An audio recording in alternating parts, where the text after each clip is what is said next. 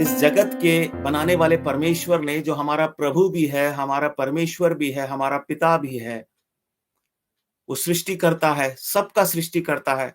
लेकिन आपका और मेरा, हमारा वो पिता है, हमारा वो प्रभु है। ये कितनी अद्भुत बात है।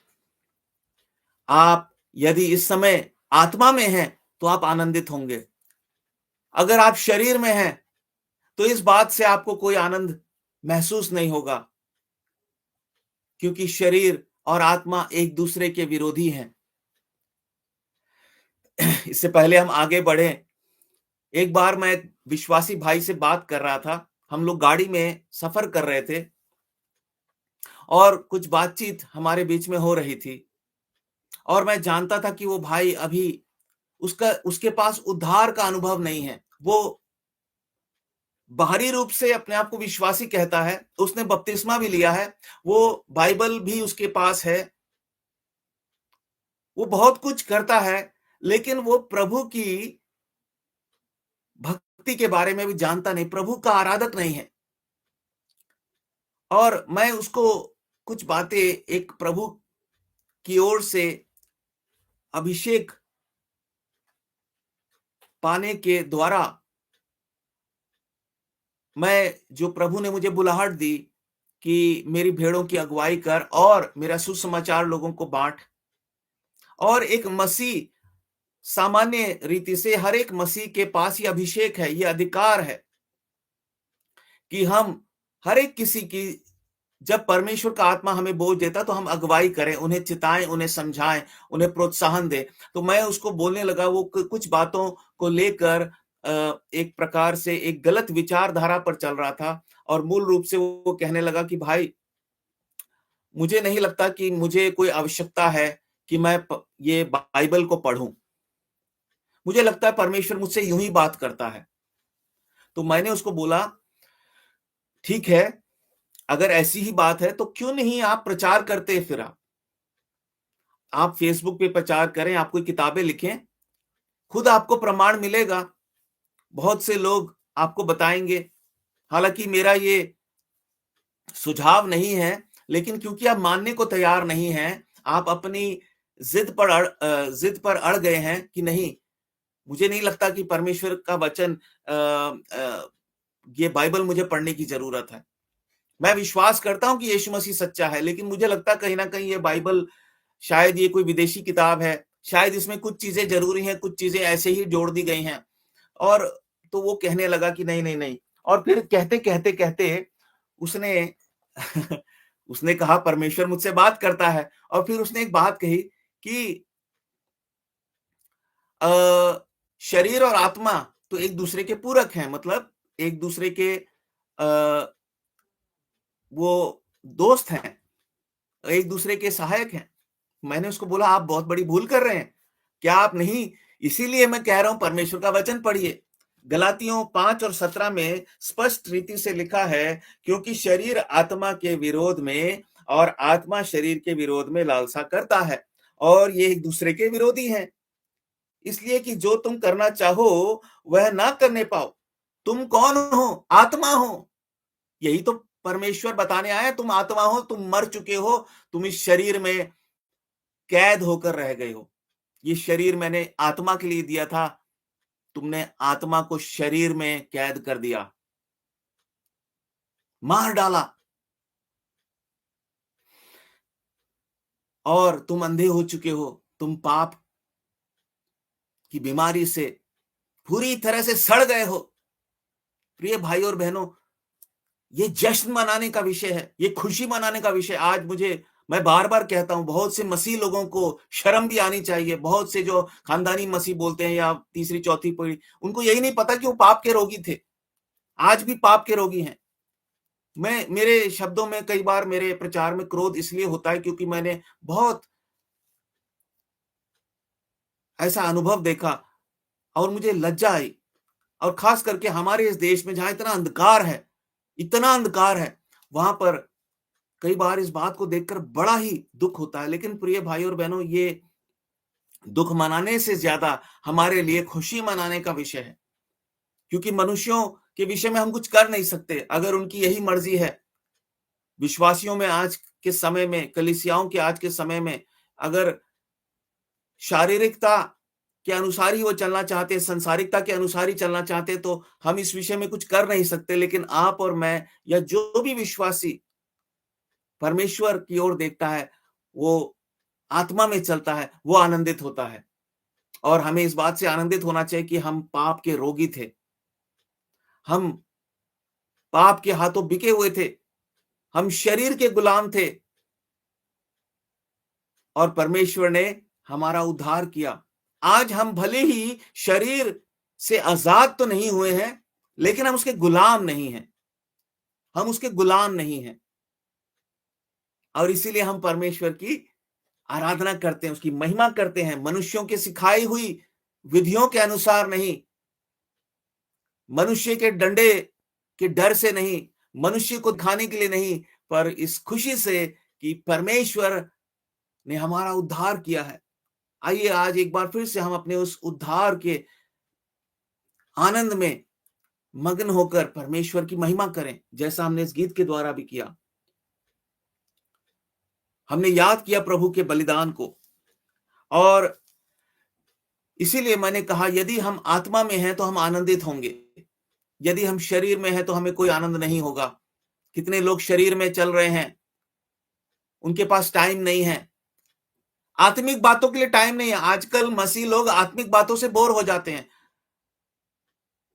और जैसी शारीरिक बातें करो उनके चेहरे पे ऐसे ही रंग आता है, ऐसी चमक आती है, कैसा खिल उठता है उनका चेहरा, दांत चमकने लगते उनके, ऐसा लगता है जैसे कि उनका उद्धार हुआ ही नहीं। पर प्रिय भाइयों और बहनों, ये दूसरों के बारे में हमें सोचने से ज्यादा अपने विषय में सोचना है कि हम किस बात से आनंदित होते हैं। और इसीलिए परमेश्वर ने हमें बोझ दिया है कि हम वचन पर आधारित होकर परमेश्वर की हम आराधना करें, वचन पर आधारित होकर परमेश्वर से प्रार्थना करें, वचन पर आधारित होकर इस जीवन में परमेश्वर की महिमा करते हुए हम आगे बढ़ें। क्योंकि वचन को छोड़ बाकी सब क्या है? नाशवान है। प्रभु यीशु मसीह ने कहा, स्वर्ग और पृथ्वी टल जाएगा, मेरा वचन कभी नहीं टलेगा। और आज परमेश्वर के वचन में भी शैतान ने भयंकर मिलावट कर दी है। बड़ी कलीसियाओं में मैंने सोमवार की प्रार्थना के समय कहा, प्रार्थनाएं तो हो रही हैं, लेकिन कैसी प्रार्थनाएं हो रही हैं? प्रचार तो हो रहा है, कैसा प्रचार हो रहा है? प्रिय भाई और बहनों, आइए हम परमेश्वर की ओर देखें। हम किसी भी मायने में किसी से भले या किसी से उत्तम नहीं है, पर हमें एक चीज मालूम है कि हमारा परमेश्वर, वो हमसे प्यार करता है। उसने हमें उत्तम आशीष दी है। और आज शाम को इस समय हम एक वचन के द्वारा हम कुछ बातों पर मनन करेंगे और परमेश्वर में आनंदित होंगे, उस उद्धार के कारण आनंदित होंगे, परमेश्वर की आराधना करेंगे, अपने हृदयों को आनंद से भरेंगे। यही आराधना का मकसद है, आनंद से भरकर परमेश्वर की सेवा करना, आनंद से भरकर इस पृथ्वी पर अपने जीवन में परमेश्वर की महिमा करना, परमेश्वर की इच्छा पूरी करना। बाकी सब कूड़ा है, बकवास है, व्यर्थ है। आइए हम एक वचन को पढ़ते हैं, प्रकाशित वाक्य 22 अध्याय और उसके 14 वचन को, जो आज के लिए एक मुख्य आयत के रूप में परमेश्वर ने मेरे हृदय में डाला। धन्य वे हैं जो अपने वस्त्र धो लेते हैं, क्योंकि उन्हें जीवन के वृक्ष के पास आने का अधिकार मिलेगा और वे फाटकों से होकर नगर में प्रवेश करेंगे।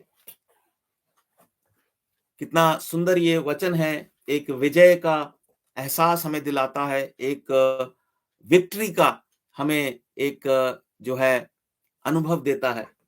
धन्य वे हैं जो अपने वस्त्र धो लेते हैं, क्योंकि उन्हें जीवन के वृक्ष के पास आने का अधिकार मिलेगा। एक एक शब्द इस वचन में, बल्कि इस पूरे अध्याय में बहुत से ऐसे शब्द हैं, और प्रभु ने चाहा तो मैं उनमें से कुछ शब्दों को आपके सामने रखूंगा। आज की इस रात के समय हम उस पर मनन करके परमेश्वर का धन्यवाद करें और अपने जीवन में हम परमेश्वर को और महिमा दें। यहाँ पर जो सबसे मुख्य वचन है आज के मनन के लिए विशेष करके, वो है जीवन का वृक्ष।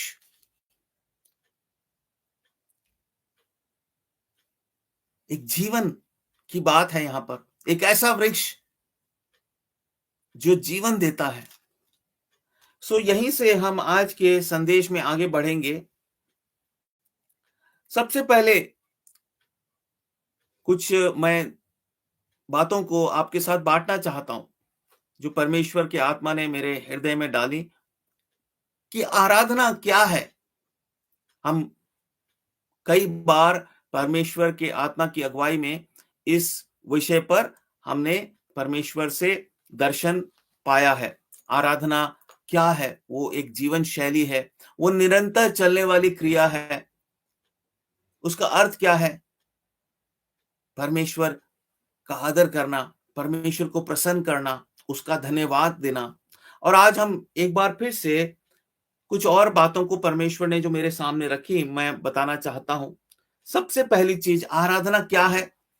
आराधना का मतलब है हर समय जब एक मनुष्य अपने जीवन में सच्चाई का अंगीकार करता है, उसको स्वीकार करता है और इस तरह से वो अपना जीवन बिताता है। सच्चाई को स्वीकार करना, सच्चाई को अंगीकार करते हुए जीवन बिताना। सरल शब्दों में या दूसरे शब्दों में सच्चाई में जीवन बिताना। फिर दूसरी बात क्या है? दूसरी बात जो मैंने कही वही है कि सच्चाई के अनुसार चलना। पहली चीज सच्चाई को स्वीकार करना, दूसरी चीज सिर्फ स्वीकार करना काफी नहीं है, दो अलग बातें हैं। अगर मैंने स्वीकार किया है तो उसके अनुसार मुझे चलना भी चाहिए। अगर कोई कहता है हाँ मुझे विश्वास है कि यीशु मसीह ही सच्चा परमेश्वर है, पर मैं उसके पीछे चल नहीं सकता, मैं उसकी शिक्षाओं पर चल नहीं सकता, मैं रीति रिवाज करना नहीं छोड़ सकता, मैं अन्य देवी देवताओं को नहीं छोड़ सकता, मैं अपने धर्म को नहीं छोड़ सकता, मैं अपनी जाति के लोगों को नहीं छोड़ सकता, मैं अपनी परंपराओं को नहीं छोड़ सकता, तो इसका मतलब आप सच्चाई को स्वीकार करते हैं सिर्फ, लेकिन उस पर चलते नहीं हैं। आराधना का मतलब क्या है? सच्चाई को स्वीकार करना, सच्चाई के अनुसार चलना और तीसरी चीज उस सच्चाई की सराहना करना। दूसरे शब्दों में उसमें आनंदित होना, उसकी खुशी मनाना। ये तीन बातें अगर हमारे जीवन में हैं तो हम परमेश्वर के आराधक हैं। और जैसा मैं हर बार कहता हूं कि आराधना सिर्फ कोई एक विशेष क्रिया नहीं हो सकती कि हमने गीत गा लिया, हमने अपने शब्दों में कुछ धन्यवाद की बातें कह दी। निश्चित रूप से वो आराधना है, लेकिन केवल वही आराधना नहीं है। हमने संडे को प्रभु भोज में भाग ले लिया।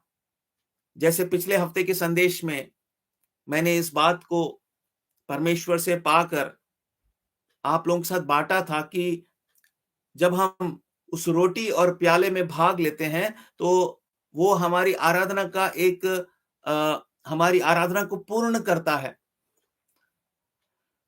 वो भी आराधना का ही एक भाग है। पर केवल हम सिर्फ रोटी और प्याले में भाग लेकर ये कहें कि हमने परमेश्वर की आराधना की, ऐसा नहीं है। केवल हम दशवांश देकर या दान देकर या अच्छे काम करके, ऐसा नहीं है। आराधना क्या है? जीवन शैली है। और उस जीवन शैली में क्या चीज आज पवित्र आत्मा जी हमें बता रहे हैं, क्या होना चाहिए? हमें सच्चाई को स्वीकार करते हुए चलना चाहिए। हर दिन हमारे सामने कोई नई सच्चाई आ सकती है। सबसे पहले हमारे से संबंधित कोई सच्चाई। परमेश्वर कहता है तूने घमंड किया है, ओ प्रभु मुझे माफ कर। परमेश्वर का वचन हमें याद दिलाता है हम कहां से उठाए गए थे, हम कौन हैं, ये दुनिया की सच्चाई क्या है। जैसे ही हम सच्चाई से अलग हो गए, हम परमेश्वर की आराधना कर ही नहीं सकते। मूर्खों के जैसे हम कुछ भी कर सकते हैं, क्योंकि प्रभु का वचन कहता है कि मुझे मूर्खों का बलिदान नहीं चाहिए। सबोपदेशक और उसके 5 अध्याय में हम पढ़ सकते हैं, उसके पहले 3 वचन में। वो मूर्खों के बलिदान से प्रसन्न नहीं होता है। जहां तक मुझे याद है, क्षमा कीजिए अगर वहां नहीं लिखा, लेकिन एक जगह लिखा है मूर्खों का बलिदान, है ना? हम कुछ भी बड़बड़ करके, कुछ भी काम करके परमेश्वर को हम प्रसन्न नहीं कर सकते। हम ये नहीं कह सकते हमने आराधना कर दी। ये गवाही तो परमेश्वर दे सकता है हमारे विषय में, ये मेरा सच्चा भक्त है। I know he worships me, he is worshipping me in everything he does. ये हर एक जीवन के अपने हर एक कार्य में मेरी आराधना करता है, मेरी महिमा करता है। हमारा काम सिर्फ ये है कि हम इस बात पर निरंतर ताउम्र जीवन भर मनन करते रहें, परमेश्वर की आत्मा की अगुवाई में, कि हम परमेश्वर की महिमा कैसे करें। उसकी महिमा का अर्थ क्या है? उसकी महिमा का अर्थ आज की शाम परमेश्वर हमें 3 बातें बता रहा है, याद रखिएगा। और इसीलिए हम ये यूट्यूब पर ये सेवा कर रहे हैं कि आप लोग वचन को बाद में सुन सकें। आज के समय में हमारे पास ये सुविधाएं हैं। परमेश्वर का धन्यवाद हो, उसकी स्तुति हो। 3 बातें याद रखिएगा बहनों और भाइयों। परमेश्वर की आराधना का मतलब क्या है? परमेश्वर की आराधना का मतलब है हर समय सच्चाई को ग्रहण करना और इस तरह से जीवन में एक-एक कदम पर सच्चाई को ग्रहण करते हुए, सच्चाई को अंगीकार करते हुए, सच्चाई का अंगीकार करते हुए जीवन में आगे बढ़ना, ये आराधना है। दूसरी चीज, ये 3 बातें हैं। अगर ऐसा हम कर रहे हैं तो हमें सच्चाई पर चलना भी है। और तीसरी चीज, हमें उस सच्चाई को हमें सेलिब्रेट करना है, एप्रिशिएट करना है, हमें उसकी सराहना करनी है, हमें उसकी खुशी मनानी है, उसकी खुशी मनाना है, उसका जश्न मनाना है। तब हम सच में परमेश्वर के आराधक हैं। इस वचन को हमने पढ़ा, प्रकाशित वाक्य 22 अध्याय और उसके 14 वचन। वहां पवित्र आत्मा जी कहते हैं, धन्य है वे जो अपने वस्त्र धो लेते हैं, क्योंकि उन्हें जीवन के वृक्ष के पास आने का अधिकार मिलेगा। तो ये जीवन के वृक्ष की कहानी कहां से शुरू हुई?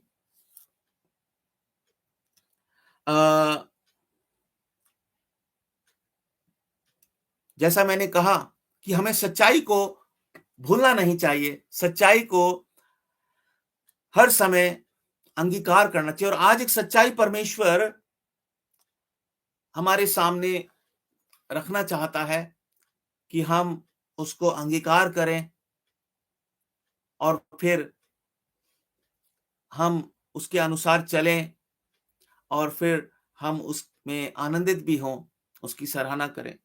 और सच्चाई कुछ ऐसी है जो शुरुआत में हमें ले चलती है। इस सृष्टि की शुरुआत में, उत्पत्ति के पहले ही जो है पुस्तक में उत्पत्ति, और हम देखते हैं एक वचन को हम पढ़ेंगे, उत्पत्ति और उसका पहला अध्याय। पहले ही अध्याय में परमेश्वर के वचन में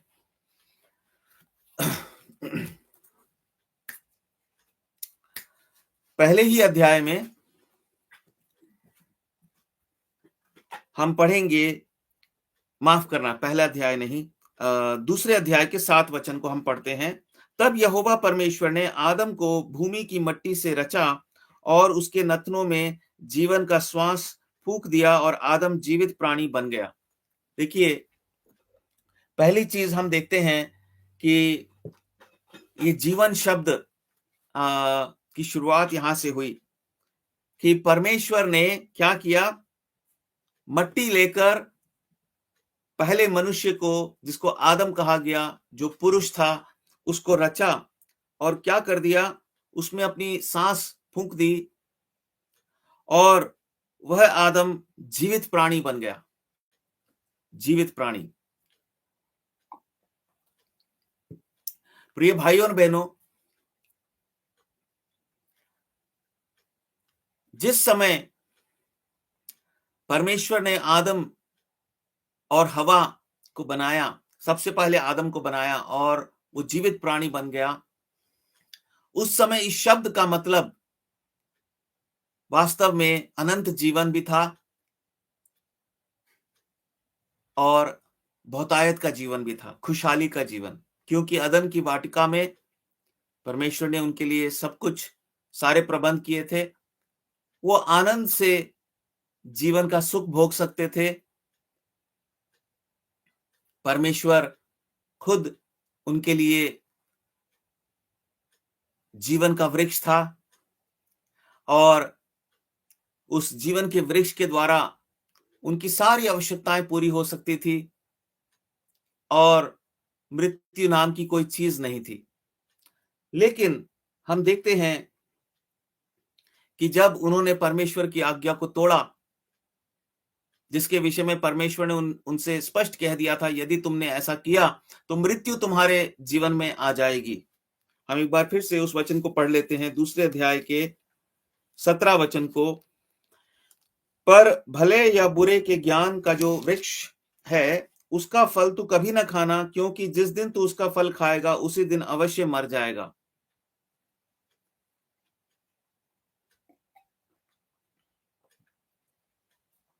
उसी दिन तू अवश्य मर जाएगा। इसका क्या मतलब है? उस दिन तो वो मरा नहीं, पर परमेश्वर कह रहा है उसी दिन तू मर जाएगा। यस, वो मरा, बिल्कुल मरा, आत्मा में मर गया। आत्मा में मर गया, शरीर में जिंदा था। और क्योंकि आत्मा में मरा हुआ था, तो एक दिन उसको वो दूसरी मृत्यु भी भोगना था, हमेशा की मृत्यु। और हम उसके विषय में भली भांति जानते हैं। केवल परमेश्वर का वचन, केवल केवल पवित्र शास्त्र बाइबल में ही इस बात का जिक्र है, बहुत स्पष्ट रीति से।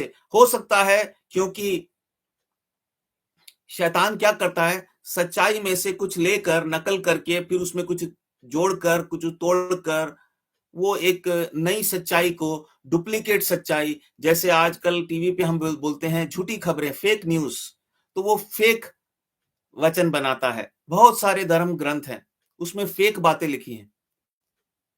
बिल्कुल ये सच्ची बात है, इसीलिए वो धर्म के ग्रंथ हैं। वो परमेश्वर का वचन नहीं है। कोई नहीं बोलता कि ये परमेश्वर का वचन है। अगर बोल भी दे तो क्या, अगर कोई बोलेगा, अगर मैं बोलूंगा ये हीरा है तो कोई मान लेगा? ये तो स्टील है भाई। आप किसको बेवकूफ बना रहे हैं? ये तो स्टील का ग्लास है, आप बोल रहे हीरे का ग्लास है, कैसे मान लेंगे? इसीलिए कोई भी बोल दे कि ये परमेश्वर का वचन है, मेरे पास बहुत सारी किताबें पड़ी हैं, मैं बोल दूं ये परमेश्वर का वचन है, ये तो चेक बुक है। या कोई और किताब में लेके बोलूं ये परमेश्वर का वचन है, ये कैसे परमेश्वर का वचन हो गया? इसमें तो कुछ भी नहीं लिखा।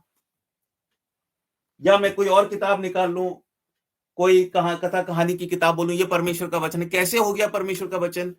कोई प्रमाण तो होना चाहिए। पर परमेश्वर का धन्यवाद हो, परमेश्वर का वचन वो स्वयं है। देखिए प्रकाशित वाक्य में, मैं इन दिनों में प्रकाशित वाक्य पढ़ रहा था, इसलिए परमेश्वर ने मुझे प्रकाशित वाक्य के द्वारा प्रेरणा दी और दर्शन दिया और मैं परमेश्वर का धन्यवाद करता हूँ। आज मैंने प्रकाशित वाक्य एक तरह से पूरा जो है मेरा बाइबल का जो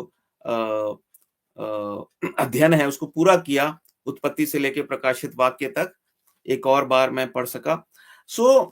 यहाँ पर मैं पढ़ रहा था और एक जगह देखिए क्या लिखा है प्रभु यीशु मसीह के बारे में। प्रकाशित वाक्य 19 अध्याय और उसके 11 वचन से मैं पढ़ता हूं। प्रकाशित वाक्य 19 अध्याय 11 वचन से, फिर मैंने स्वर्ग को खुला हुआ देखा और देखता हूं कि एक श्वेत घोड़ा है और उस पर एक सवार है जो विश्वास योग्य और सत्य कहलाता है और वो धर्म के साथ न्याय और युद्ध करता है। उसकी आंखें आग की ज्वाला हैं और उसके सिर पर बहुत से राजमुकुट हैं। उस पर एक नाम लिखा है जिसे उसको छोड़ और कोई नहीं जानता। वो नाम क्या है? वह लहू छिड़का हुआ वस्त्र पहने हैं और उसका नाम परमेश्वर का वचन है। ये परमेश्वर का वचन है।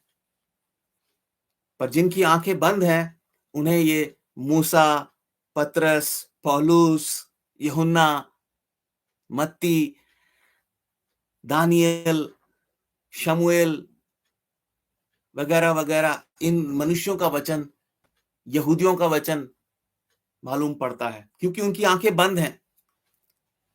क्यों आंखें बंद हैं? क्योंकि प्रकाशित वाक्य के 22 अध्याय और उसके 15 वचन में लिखा है, जिस वचन को आज हमने मुख्य तौर पर जो है एक मुख्य वचन के रूप में देखा, उसके बाद वाले वचन में लिखा है 22 के 15 में प्रकाशित वाक्य। बिमला आप पढ़ेंगे? और जिस किसी नहीं, सॉरी 22 के 15। पर कुत्ते और टोने और बेविचारी और हत्यारे और मूर्ति पूजक और हर एक झूठ का चाहने वाला और गढ़ने वाला बाहर रहेगा। क्योंकि मनुष्य जो है मूल रूप से जो प्रभु यीशु मसीह पर विश्वास नहीं करना चाहते, नहीं करते और नहीं करना चाहते में बड़ा फर्क है।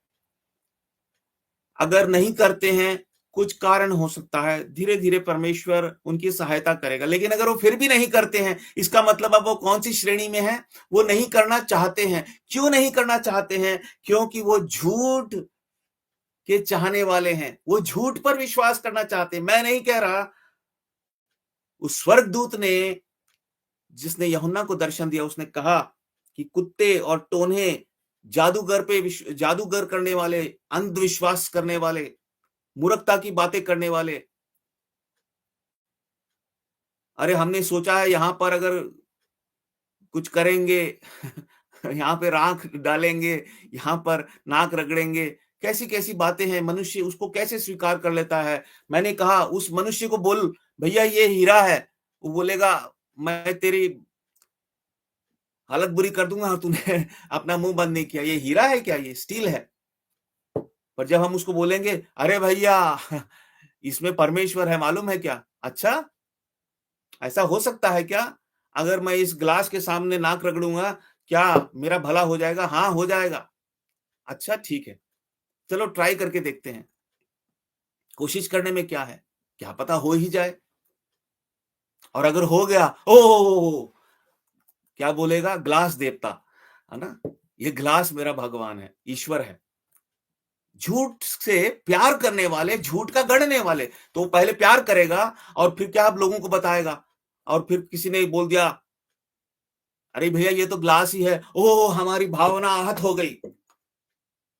हमारे देवता को इन्होंने कैसे बोल दिया? ग्लास देवता। अरे ये क्या है भाई? किसी को भी देवता बना दो, किसी को भी परमेश्वर बना दो। ये क्या है? शैतान का राज्य है, शैतान का गंदा खेल है। इसलिए जो मसीह में है वो नई सृष्टि है। अब उसके लिए धर्म-वर्म कुछ नहीं है। धार्मिकता है, परमेश्वर की धार्मिकता। जो मसीह में आने के बाद भी कहते हैं हम ईसाई बन गए, उनका उद्धार नहीं हुआ है। वो बेचारे तरस खाने योग्य हैं। कई सारे लोग, विश्वासी लोग इसी भ्रम में फंसे हुए हैं। वो युद्ध लड़ रहे हैं। अरे! परमेश्वर ने आपको धर्म से मुक्ति दी है। धर्मों में हम फंसे हुए थे और धर्म क्या है? एक प्रकार से एक नकली वृक्ष, एक ऐसा वृक्ष जो वन बहला रहा है। असली वृक्ष कहाँ है? परमेश्वर के पास, वो खुद है। और धर्म क्या है? शैतान ने कहा नहीं, नहीं इधर आ, मैं तेरे को दिखाता हूँ, ये तेरा जीवन का वृक्ष है। अपने धर्म का पालन कर, तू जीवित रहेगा। तो प्रिय भाई और बहनों, हम देखते हैं कि पाप प्रवेश किया मनुष्य के जीवन में, उसने परमेश्वर की आज्ञा को तोड़ा, वो आत्मिक रीति से मर गया और अब उसके लिए शरीर की मृत्यु का आना भी आवश्यक हो गया। फिर क्या होता है? फिर परमेश्वर ने, जो पहले से ही उसने सोच रखा था, क्योंकि मेमना तो जगत की उत्पत्ति से पहले ही वध किया गया था और परमेश्वर ने पहले से ही विचार किया था कि मैं इस पृथ्वी पर जन्म लूंगा और क्या करूंगा। देखिए यूहन्ना 3 अध्याय और उसके 16 वचन को हम पढ़ते हैं। यूहन्ना 3 के 16 को आइए हम देखते हैं। क्योंकि परमेश्वर ने जगत से ऐसा प्रेम रखा कि उसने अपना इकलौता पुत्र दे दिया, ताकि जो कोई उस पर विश्वास करे वह नष्ट ना हो परंतु अनंत जीवन पाए, अनंत जीवन पाए।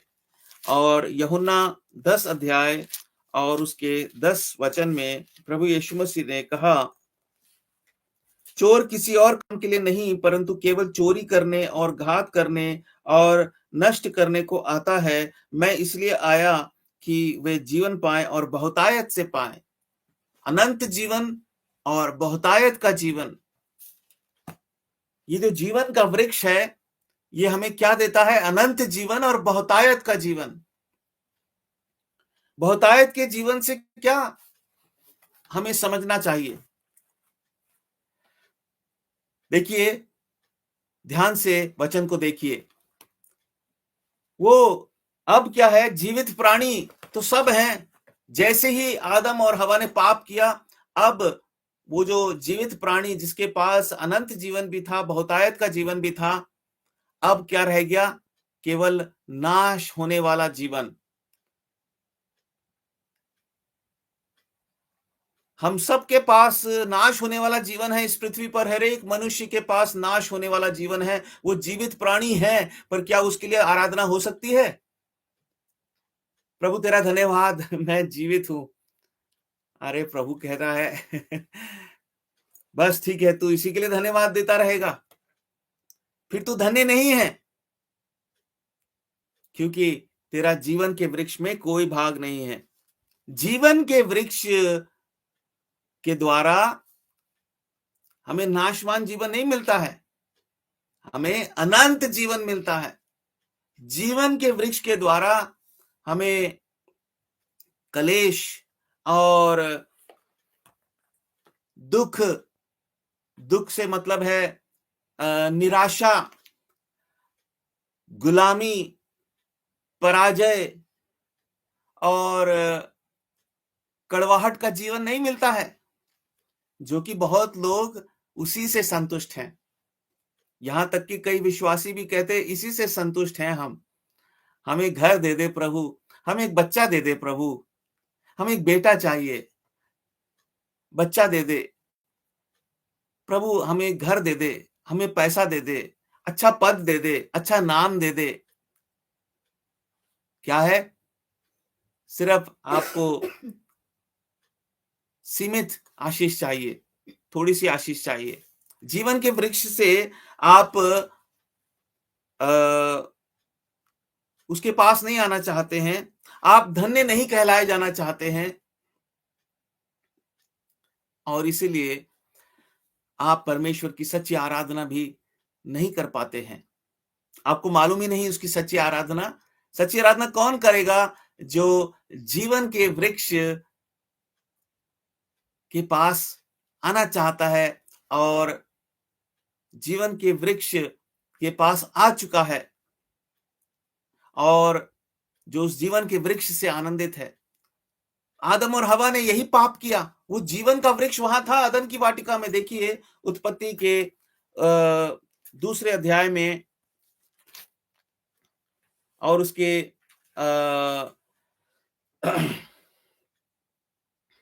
आगे के वचन में 9 वचन में, और यहोवा परमेश्वर ने भूमि से सब भांति के वृक्ष जो देखने में मनोहर और जिनके फल खाने में अच्छे हैं उगाए, और वाटिका के बीच में जीवन के वृक्ष को और भले या बुरे के ज्ञान के वृक्ष को भी लगाया। उनको जीवन के वृक्ष से प्यार नहीं था। उन्होंने कहा भले और बुरे के ज्ञान के वृक्ष को अगर हम इस पर अपना अधिकार पाले तो फिर तो मजे ही मजे हैं, शायद फिर हम परमेश्वर को भी हरा देंगे। यही शैतान चाहता था। आज मनुष्य को यही झूठ उसने उसके रगों में डाल दिया, उसके खून में चला गया है, और वो क्या कहता है? मैं किसी तरह से संसार पर कब्जा कर लूं, मुझे तृप्ति नहीं होगी, मुझे और चाहिए और चाहिए। आओ घूमे फिरे, ऐश करें, मस्ती करें, आओ खूब ऐश करें, प्रभु के पास भी आ जाओ, इसीलिए आओ, प्रभु मुझे आशीष दे प्रभु, मुझे मेरे शरीर के आनंद के लिए सब कुछ दे। प्रभु, मैं कभी बीमार ना पड़ूं, मैं भला चंगा रहूं, मुझे कोई दर्द ना हो, कोई तकलीफ ना हो, मुझे कभी किसी के लिए कुछ ना करना पड़े। प्रभु, मैं एंजॉय करना चाहता हूं, आनंद मनाना चाहता हूं। आप सिर्फ एक जीवित प्राणी बन के रहना चाहते हैं। आदम की आशीष, आदम ने कहा, चलो अब हम जीवित प्राणी बन गए हैं, आओ हम एंजॉय करें, आओ हम व्यभिचार करें, आओ हम अश्लील हरकतें करें, अश्लील काम करें, रंगरलियां बनाएं, घूमें फिरें। आजकल लोग क्या करना है, आजकल एक नया जोश चढ़ गया है, एडवेंचर स्पोर्ट। पहाड़ से कूद मारेंगे, हवाई जहाज से कूद मारेंगे, पानी के नीचे डूब जाएंगे, कई बार तो डूबने के बाद वापस ही नहीं आते। प्रभु हमें बुद्धि देता है, अरे उस एडवेंचर स्पोर्ट को छोड़ो, उस रोमांच को छोड़ो। असली रोमांच क्या है? परमेश्वर के लिए जीना और उस अनदेखे परमेश्वर को महसूस करना,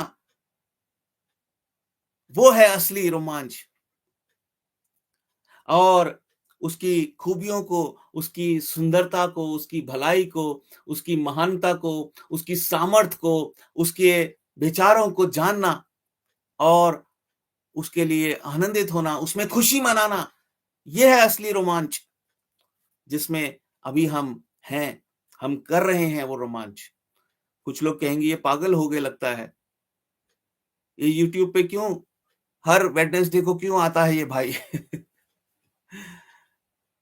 क्यों ये लोग जुड़ते हैं? क्यों लोग, है ना, मसीह लोगों को देखते हैं? ये कैसा है इनका जीवन कि उनको नहीं पता कि ये रोमांच है। ये जीवन का असली रोमांच है, असली आनंद है।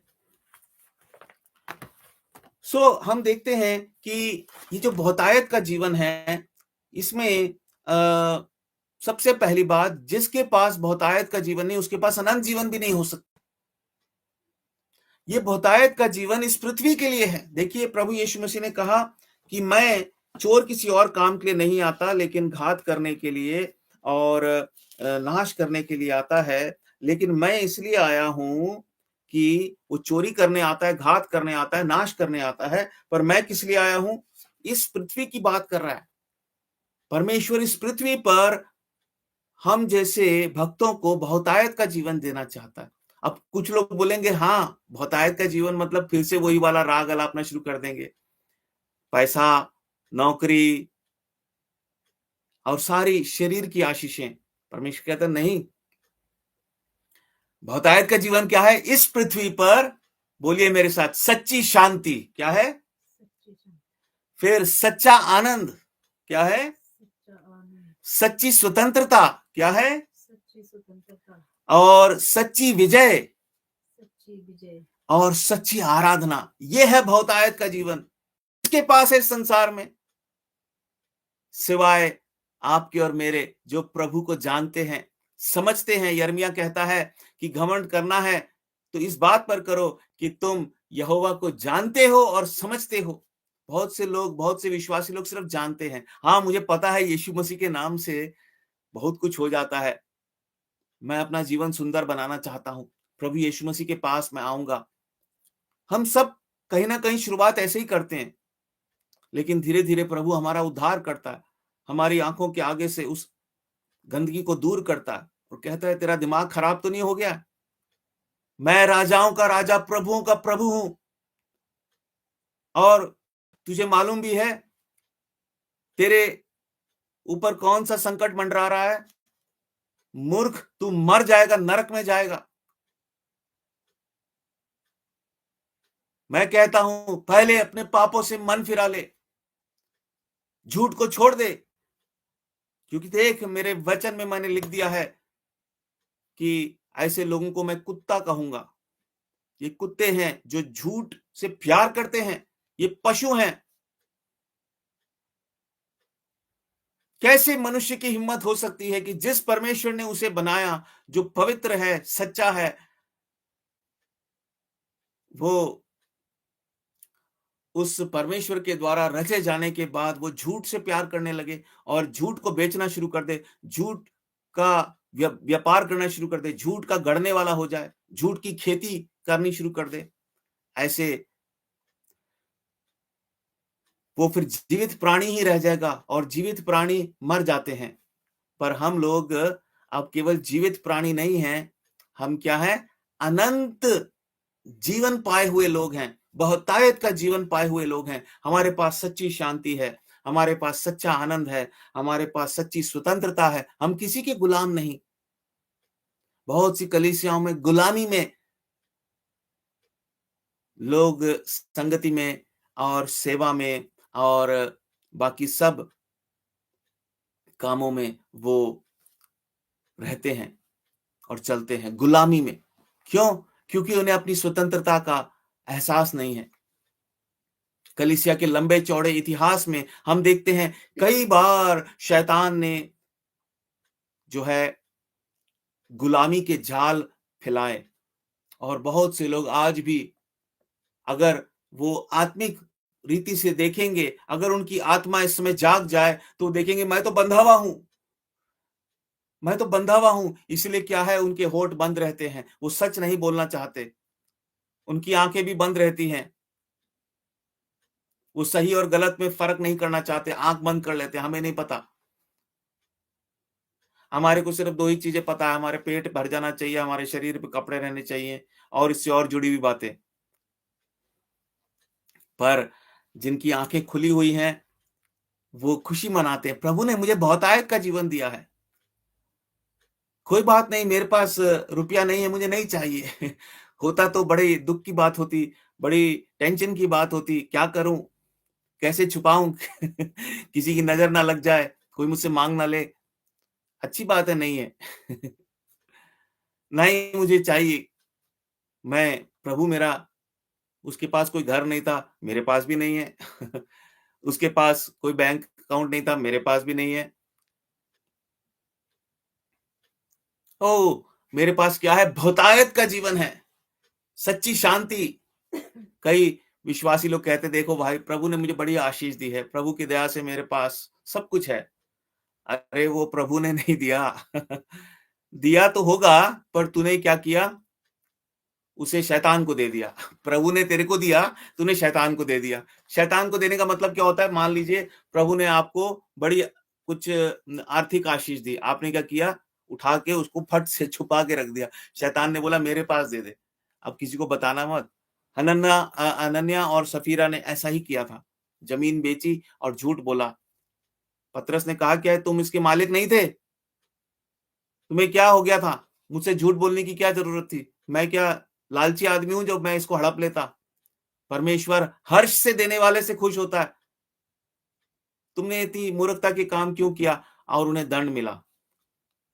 शैतान को दे देते हैं लोग आशीष पाकर परमेश्वर से। परमेश्वर बच्चा दे दे, बच्चा दे दे, बच्चा दे दे, बच्चा हो गया। फिर क्या किया?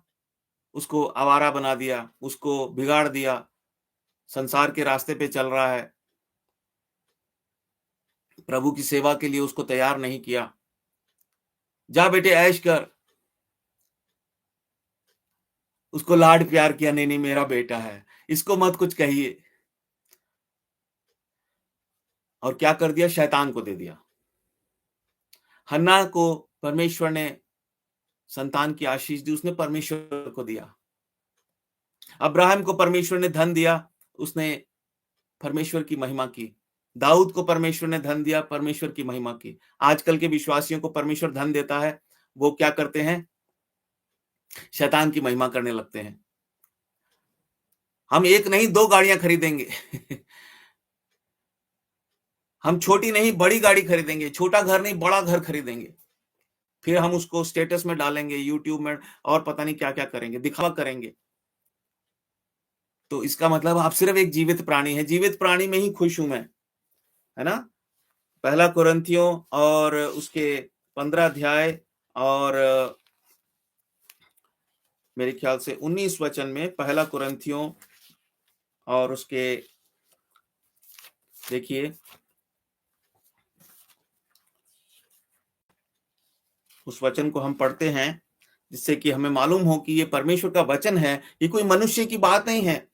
उसके 19 वचन में 15 अध्याय के कहता है, यदि हम केवल इसी जीवन में सिर्फ हम जीवित प्राणी बन के खुश हैं आदम की तरह, यदि हम केवल इसी जीवन में मसीह से आशा रखते हैं, तो हम सब मनुष्यों से अधिक अभागे हैं।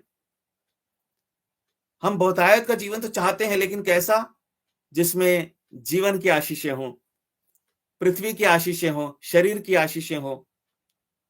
हम दूसरे मनुष्यों से भी अभागे हैं, उनसे ज्यादा भी दुष्ट ठहरेंगे।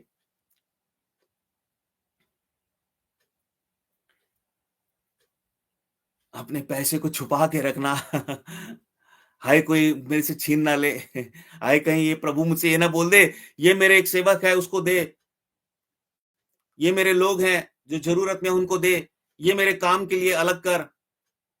नहीं, इस पैसे से ऐसा काम नहीं करना, ये चीज नहीं खरीदनी है, ये तुम अपनी इच्छाओं को पूरा करने के लिए कर रहे हो, ये मेरे पैसे तेरे नहीं है।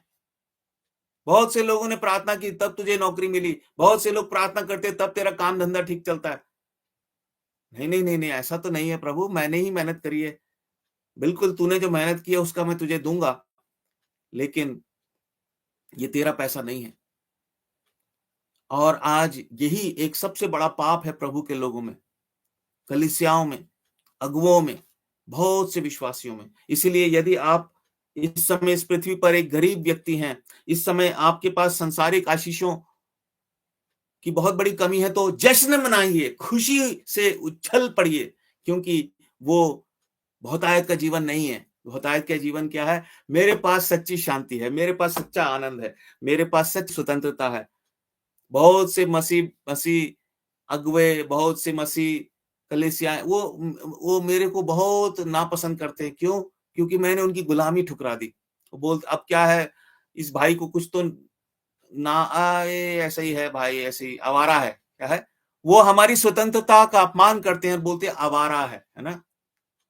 अरे हम आवारा सही, तुम क्या हो? गुलाम हो, गुलाम। मसीह ने स्वतंत्रता के लिए तुम्हें स्वतंत्र किया, तुमने कहा नहीं हम तो गुलाम बनेंगे, क्योंकि हमें संसार की आशीष चाहिए, हमें गाड़ी में घूमना है। हाँ, बहुतायत का जीवन वो नहीं होता है। बहुतायत का जीवन होता है सच्ची शांति, सच्चा आनंद, जो प्रभु के निकट रहने से मिलता है, स्वतंत्रता जो प्रभु की अधीनता में रहने से मिलती है, और विजय जो विश्वास, सच्चे जीवित विश्वास से मिलती है। पहले यूहन्ना के 5 अध्याय और उसके एक वचन को हम पढ़ लेते हैं, जिससे कि हम प्रभु के वचन पर आधारित रहें। पहला यूहन्ना 5 अध्याय और उसके मेरे ख्याल से 5 वचन को ही हम देख लेते हैं। पढ़ दीजिए अगर आपके पास मिल जाए तो। संसार पर जय पाने वाला कौन है? केवल वह जिसका ये विश्वास है कि यीशु परमेश्वर का पुत्र है। हाँ, हमने संसार पर जय पाई है अगर हमारा जीवित विश्वास है ना? अगर हम सच में प्रभु यीशु मसीह के पीछे हम चल रहे हैं और हमारे पास क्या है? सच्ची आराधना है, जिसे पता ही नहीं कि प्रभु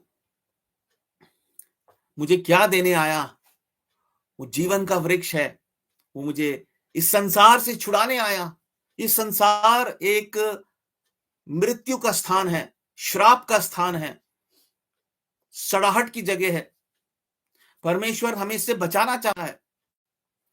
हम 24 घंटे संसार से चिपके रहना चाहते हैं, संसार की समस्याओं में उलझे रहना चाहते हैं, संसार की चिंताओं में बंधे रहना चाहते हैं, संसार की बातों पर मन लगाए रहना चाहते हैं, संसार की गुलामी करना चाहते हैं। किस लिए? फिर हमें जीवन के वृक्ष की जरूरत नहीं है। और प्रिय भाई और बहनों, कि परमेश्वर नहीं चाहता है कि हम पिछली बातों को याद करें, लेकिन जब हम परमेश्वर की आराधना करते हैं तो हमारे लिए बहुत जरूरी हो जाता है कि हम ना केवल पिछली बातों को, हम वर्तमान को भी और भविष्य को भी जो है स्मरण करें। क्योंकि यशाया की पुस्तक में वो कहता है पिछली बातों का स्मरण मत करो, है ना?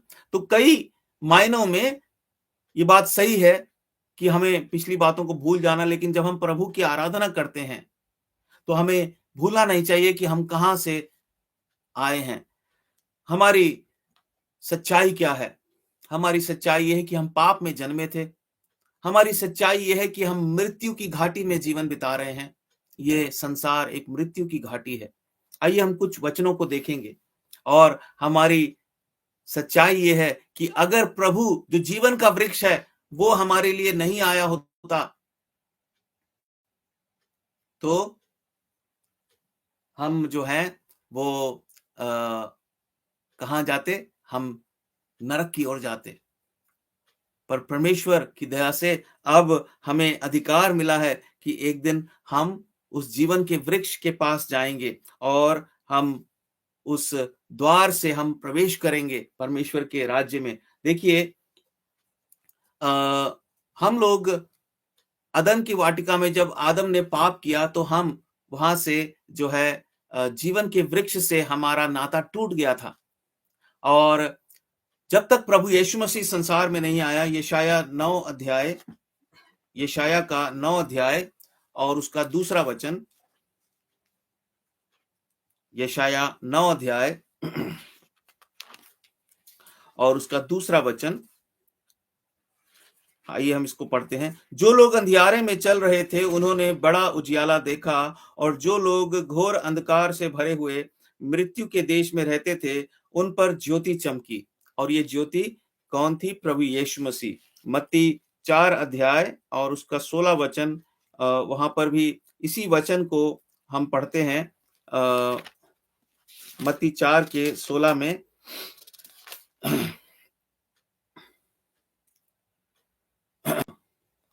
देखिए, जो लोग अंधकार में बैठे थे, उन्होंने बड़ी ज्योति देखी, और जो मृत्यु के देश और छाया में बैठे थे, उन पर ज्योति चमकी। और वो ज्योति प्रभु यीशु मसीह है। यूहन्ना के पहले अध्याय में वो कहता है यूहन्ना कि वो जो है उसमें जीवन था, और वह जीवन मनुष्यों की ज्योति था। यूहन्ना का पहला अध्याय और उसका चौथा वचन। प्रभु यीशु मसीह वो जगत की ज्योति है। और हम देखते हैं कि हम लोग कहाँ थे? आज ये संसार क्या है? ये एक मृत्यु की घाटी है। वैली ऑफ डेथ, मृत्यु की तराई है ये। और हम इस मृत्यु की तराई में से होकर अभी चल रहे हैं। इसलिए दाऊद राजा कहता है कि चाहे मुझे घोर अंधकार से भरी हुई, ये ऐसा नहीं कि कोई विशेष अनुभव है। हम चौबीसों घंटे एक मृत्यु की तराई में हम इस समय जीवन बिता रहे हैं। जब तक हम इस पृथ्वी पर हैं, हम क्या है? एक मृत्यु की तराई से होके जी रहे हैं। लेकिन खुशी की बात क्या है? दाऊद राजा की तरह हम भी कह सकते हैं कि हम नहीं डरेंगे, क्योंकि प्रभु हमारे साथ है। वो जीवन का वृक्ष है, और हम जानते हैं कि उस जीवन के वृक्ष का क्या अर्थ है। वो अनंत जीवन है, वो बहुतायत का जीवन है। वो इस पृथ्वी की खुशियों, पृथ्वी की खुशहाली की बात नहीं है। ये खुशियां तो थोड़ी सी हैं, कुछ टाइम बाद मन भर जाएगा। पर प्रभु ने जो बातें हमारे लिए तैयार की हैं, हम खुद नहीं जानते, पर इतना जानते हैं कि वो इनसे भी ज्यादा अच्छी होंगी। और प्रभु ने कहा, तुम मेरे पास आ जाओ, तुम मेरे पास आ जाओ, बाकी सब चीजों को छोड़ दो, मुझ पर विश्वास करो, मेरे पास आ जाओ। मैं इस पृथ्वी के लिए भी तुम्हें बहुतायत का जीवन दूंगा। उस बहुतायत के जीवन की शुरुआत होगी सच्ची शांति, सच्चे आनंद, सच्ची स्वतंत्रता, सच्ची विजय। सच्ची विजय पाना, संसार मुझ पर कोई गुलामी नहीं कर सकता। रिश्तेदार, समाज, इस संसार के बड़े बड़े लोग, पतरस पर प्रधानों ने आकर कहा कि तू यीशु मसीह का प्रचार मत कर। उसने कहा, भाई ऐसा है, तुम्हारी आज्ञा से बढ़कर मुझे परमेश्वर की आज्ञा माननी चाहिए। संसार पर विजय और सच्ची आराधना। जो व्यक्ति, जो विश्वासी संसार में फंसा हुआ है, संसारिक आशीषों के पीछे चल रहा है, वो सच्ची आराधना कर ही नहीं सकता है। पर जिसने उस जीवन के वृक्ष को पहचान लिया है, वो क्या देने आया हमें? वो हमें अनंत काल का जीवन देने आया, वो बहुतायत का जीवन देने आया और परमेश्वर हमें उत्तम पदार्थ भी देता है। वो हमारे शरीर की आवश्यकताओं को भी पूरा करता है, पर हमें उन शरीर की आवश्यकताओं का गुलाम नहीं बनाता। शरीर के आगे हम अ, घुटने टेक दें, ऐसी दशा में पहुँचने से वो हमें बचा लेता है। निश्चित रूप से हम सब गलतियाँ करते हैं, हम सब कई बार चूक कर जाते हैं, हम सबके जीवन में आत्मिक गिरावट आती है, पर प्रभु हमें खींच कर फिर से ज्यों का त्यों करता है और कहता है कि तुम जीवन के वृक्ष के पास आओ। मैं तुम्हें अनंत जीवन देना चाहता हूँ, बहुतायत का जीवन देना चाहता हूँ, जो ये संसार तुम्हें नहीं दे सकता। और प्रभु ने मृत्यु के डंक को तोड़ दिया। पहला कुरिन्थियों और उसका 15 अध्याय और उसके 55 वचन को हम देखते हैं। हे मृत्यु तेरी जय कहाँ रही? हे मृत्यु तेरा डंक कहाँ रहा? प्रभु ने हमारे लिए उस मृत्यु के डंक को तोड़ दिया। कैसे? वो हमारे लिए मरा और फिर से जीवित हुआ और अब वो फिर से आने वाला है। और जब प्रभु आएगा तो मूल रूप से उसके पास 2 चीजें होंगी। देखिए, उसी अध्याय को हम देख लेते हैं, प्रकाशित वाक्य 22 अध्याय और उसके 12 वचन को। वहां वो कहता है, देख मैं शीघ्र आने वाला हूं और हर एक के काम के अनुसार बदला देने के लिए प्रतिफल मेरे पास है। जिन्होंने बुराई की है, जिन्होंने प्रभु का अपमान किया है, जो सिर्फ संसार की आशीषें पाने के लिए प्रभु के पास आए, उनको क्या देने वाला है? वो दंड देगा। और इस संसार के दुष्ट लोगों को दंड देगा। जिन्होंने झूठ से प्यार किया, उनको दंड देगा। जिन्होंने अंधविश्वास पर विश्वास किया, झूठे परमेश्वरों पर विश्वास किया, शैतान की महिमा की, मक्कारी की, व्यभिचार किया, हर प्रकार के पाप किए, उनसे मन नहीं फिराया, विश्वास नहीं किया प्रभु यीशु मसीह के बलिदान पर, उनको दंड मिलेगा। और जो प्रभु की सच्ची आराधना करते हैं, जो उस जीवन के वृक्ष के लिए तैयार कर रहे हैं अपने आप को, और उस पर हम आएंगे। उस वचन में 2 बातें लिखी हैं कि वो धन्य है वे जिन्होंने अपने वस्त्र को धोया है और वो जीवन के वृक्ष के पास आएंगे। और फिर क्या होगा? वे फाटक से होकर नगर में प्रवेश करेंगे। दीवार लांग कर नहीं, रिश्वत देकर नहीं, झूठ बोलकर नहीं, मक्कारी से नहीं, खुद प्रभु यीशु मसीह और परमेश्वर के स्वर्गदूत हमारा स्वागत करेंगे और हमें द्वार से अंदर आने का गौरव प्रदान किया जाएगा। आदर के साथ हम परमेश्वर के राज्य में प्रवेश करेंगे। और इस तरह से प्रभु के पास 2 चीजें हैं।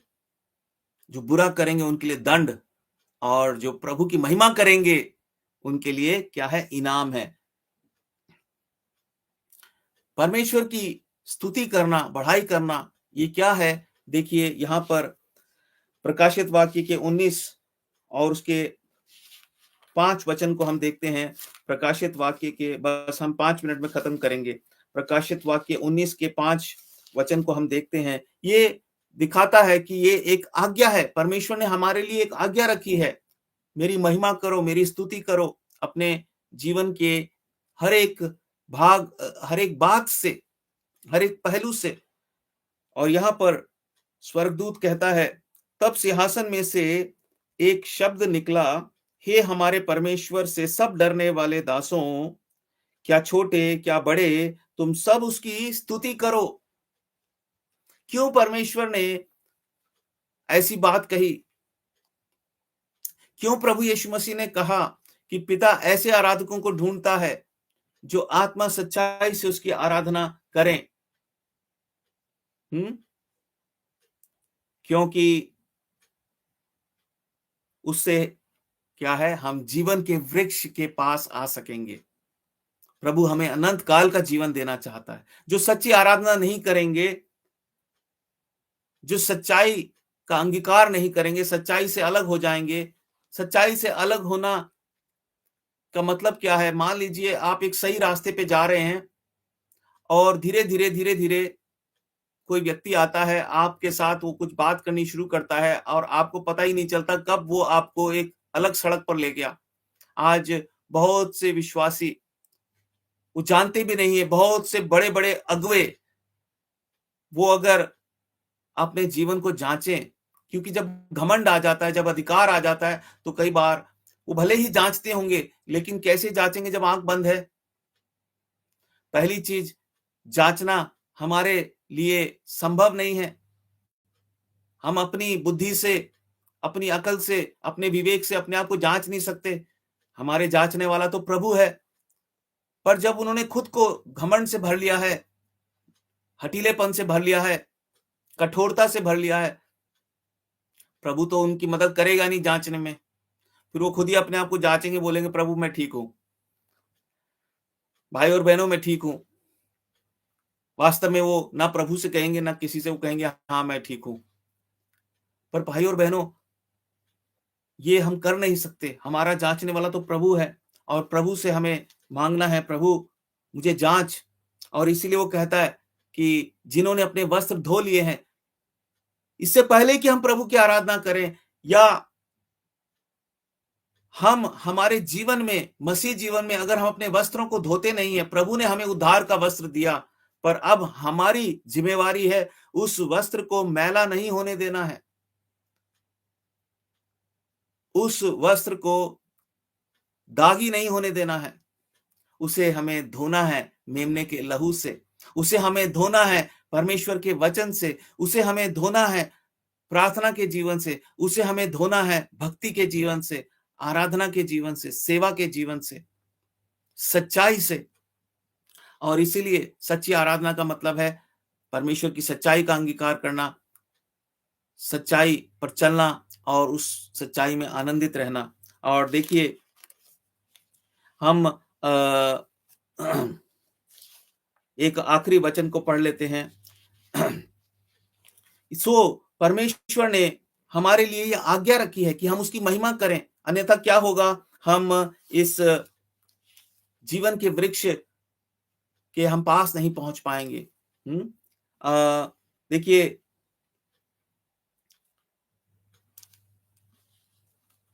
हम अगर परमेश्वर की सच्ची आराधना नहीं करेंगे तो हम उस द्वार से प्रवेश नहीं कर पाएंगे। और प्रभु का वचन कहता है जो द्वार से प्रवेश नहीं करता है वो चोर है, वो डाकू है, वो झूठा है, उसे प्रवेश नहीं करने दिया जाएगा, है ना? और हम जीवन के जल की नदी से नहीं पी पाएंगे। क्योंकि समय बचाने के लिए मैं शायद उन वचनों को पढ़ने से थोड़ा समय बढ़ जाएगा, लेकिन एक बार मैं फटाफट में पढ़ देता हूँ। प्रकाशित वाक्य के 22 में 2 और सुंदर बातें हैं। उसके पहले वचन में वो कहता है कि मेमने और परमेश्वर के सिंहासन से क्या है? एक जीवन के जल की नदी बहती है। और फिर 17 वचन में वो कहता है कि जो प्यासा हो वो आए और जो कोई चाहे वो जीवन का जल सेंत ले। परमेश्वर हमें जीवन का जल देना चाहता है। परमेश्वर चाहता है कि हम जीवन के वृक्ष के पास आए।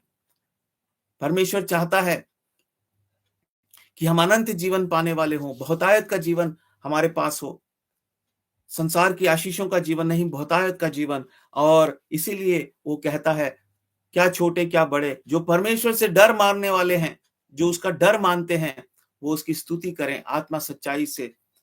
यिर्मयाह और उसका 13 अध्याय और उसके 16 वचन में वो कहता है कि परमेश्वर की बढ़ाई करो।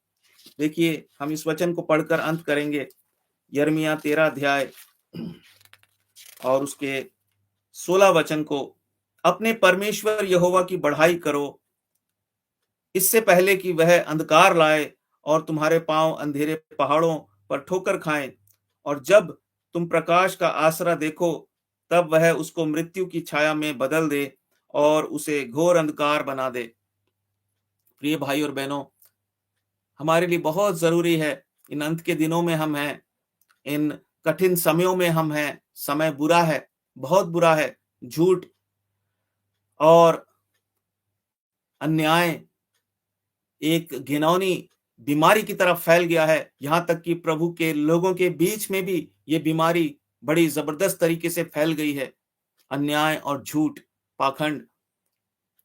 इसलिए हमें अपने आप को जांचना, हमें अपने वस्त्रों को धोना है और परमेश्वर की महिमा करनी है। कैसे? सच्चाई का अंगीकार करते हुए, सच्चाई पर चलकर, और उस सच्चाई के लिए हम आनंद मनाएं, ना कि भौतिक और सांसारिक आशीषों के लिए। वो सब कूड़ा है, वो हमारे लिए एक फंदा है। झूठी पद प्रतिष्ठा पाने के चक्कर में कितने सेवकों ने न केवल अपना जीवन खराब कर लिया, बल्कि परमेश्वर ने जो सेवा उन्हें दी थी वो भी उन्होंने सत्यानाश कर दिया, और अब झूठी खुशी लेकर वो जी रहे हैं। ऐसा क्या हमें इससे मिल जाएगा? लेकिन परमेश्वर कहता है, तुम मेरी बढ़ाई करो। कैसी बढ़ाई करो? जिसके वो योग्य है। किस चीज के लिए बढ़ाई करो? प्रभु, हम उस जीवन के वृक्ष से अलग कर दिए गए थे, तूने फिर से हमें अपने पुत्र के द्वारा उस जीवन के वृक्ष से जोड़ दिया। प्रभु यीशु मसीह हमारा वो जीवन का वृक्ष है। हम मृत्यु की घाटी में थे। आज इस पृथ्वी पर कितने लोग वो इस हमारे साथ, जो हमारे जिसको हम कह सकते हैं को ट्रैवलर्स हैं, वो हमारे साथ यात्रा कर रहे हैं इस पृथ्वी में, लेकिन वो मृत्यु की तराई में वो लाचार हैं, वो मृत्यु के बंधन में हैं। परमेश्वर ने हमें मृत्यु के बंधन से आजाद कर दिया। किस लिए? कि हम अनंत पाएं, और उस अनंत जीवन की कीमत को ना भूलें। वो अनंत जीवन सब चीजों से बढ़कर है। वो बहुतायत का जीवन सब चीजों से बढ़कर है। कलीसिया में बहुत सी बातों को लाकर शैतान ने क्या कर दिया? इस आनंद को परमेश्वर के लोगों से छीन लिया है। आज कलीसियाओं में सिर्फ राजनीति और सिर्फ पद प्रतिष्ठा और तर्क वितर्क और छीना झपटी चलती है, लेकिन परमेश्वर जो सच्चा आनंद हमें दिया है उसकी खुशी नहीं मनाते हैं।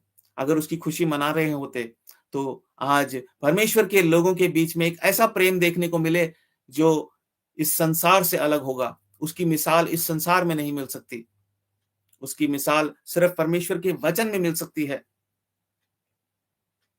और जैसा प्रेम प्रभु ने हमसे किया, हम एक दूसरे से करने वाले हो जाएंगे, और इससे प्रभु को महिमा मिलती है। प्रभु कहता है, तुम यदि ऐसा नहीं करोगे तो क्या होगा? तुम तो प्रकाश ढूंढोगे, लेकिन मैं अंधकार ले आऊंगा, और तुम ठोकर खा के गिरोगे, और हाँ, क्या होगा? हम इन सब आशीषों को खो देंगे। ना हम जीवन के जल, हमारा जीवन किस पर चलना चाहिए? जीवन के जल पर चलना चाहिए। वो जीवन का जल प्रभु है।